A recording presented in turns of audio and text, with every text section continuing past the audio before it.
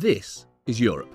These are Belgium and the Netherlands. This is the international border between them, and this is the area known as Baarle, which consists of the Dutch municipality Baarle-Nassau and 4 separate pieces of land that make up the Belgian municipality Baarle-Hertog.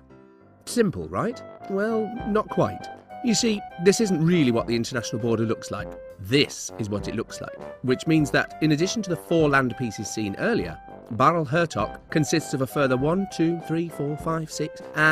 22 separate Belgian exclaves completely surrounded by the Netherlands. Likewise, Baarle-Nassau is made up of the main piece seen earlier, plus a Dutch exclave within the Belgian motherland, plus 7 further exclaves located within the Belgian exclaves that are themselves within the Netherlands.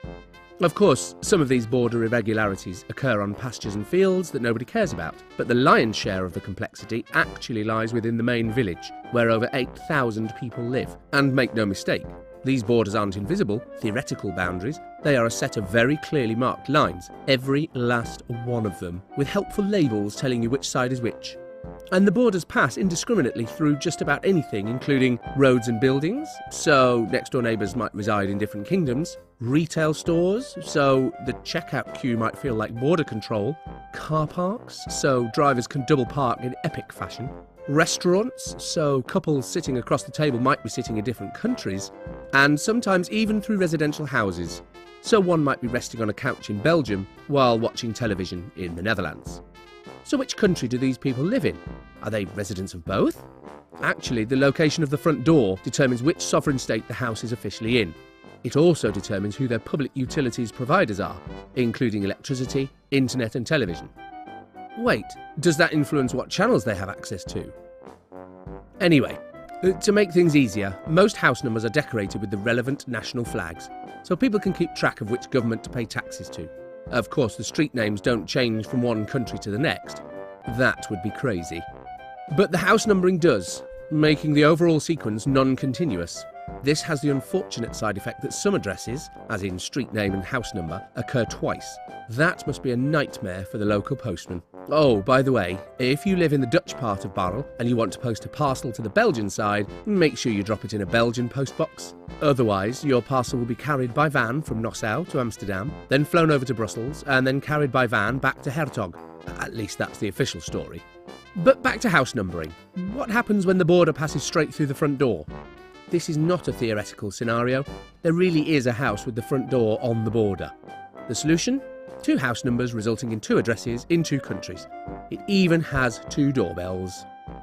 Okay, so obviously all of this border fiasco is purely theoretical, right? Nope. Baarle-Hertog and Baarle-Nassau really are 2 separate municipalities.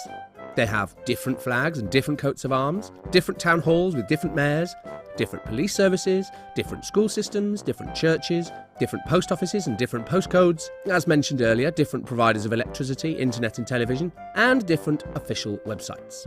But not everything is separated. There's a single joint cultural centre and joint library, with 2 official entrances in different countries and 2 addresses and 2 phone numbers.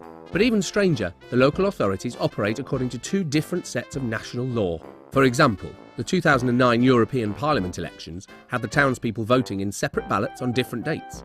The Dutch could choose not to go, but for Belgians, voting was compulsory.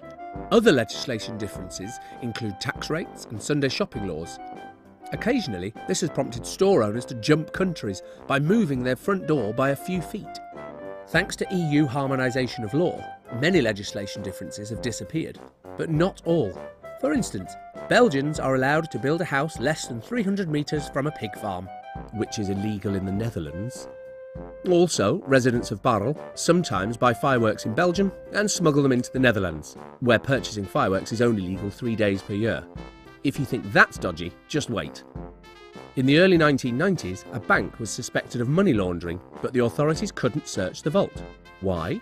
Well, the Dutch police couldn't get into the vault since, even though the bank's entrance was in the Netherlands, the vault was in Belgium. Meanwhile, the Belgian police couldn't go through the entrance because it was in the Netherlands. In the end, the 2 police forces worked together to overcome the jurisdiction dilemma. But how did we end up with such a crazy border system? Well, in medieval times, Belgium and the Netherlands operated under the feudal system. The various dukes and lords exchanged lands all the time. sometimes by way of business, sometimes by way of gambling. But when the two countries signed the Treaty of Maastricht in 1843, most of these border irregularities were streamlined, except for Baarle, where they decided that, nope, this gloriously complicated border must be preserved. Still, the official state border remained vague until the late 1970s, when a special commission was established to precisely determine it, a job that took a mere 15 years to complete. So living in Baarle sounds like a nightmare at first, but it's actually not. In addition to law harmonisation,